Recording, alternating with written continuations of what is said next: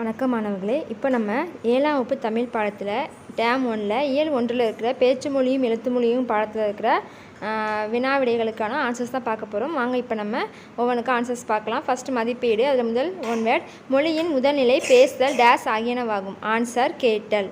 அடுத்து இரண்டாவது, ஒலியின் வரி வடிவம் டேஸ் ஆகும். ஆன்சர் எழுத்து. ஒன்றாவதுக்கான ஆன்சர் ஆவண்ணா, ரெண்டாவதுக்கும் ஆவண்ணா தான். அடுத்து மூணாவது பாருங்கள், தமிழின் கிளை மொழிகளில் ஒன்று. ஆன்சர் தெலுங்கு. அடுத்து நாலாவது, பேச்சு மொழியை டேஸ் வழக்கு என்றும் கூறுவர். ஆன்சர் உலக. தெலுங்கு, அடுத்து உலக.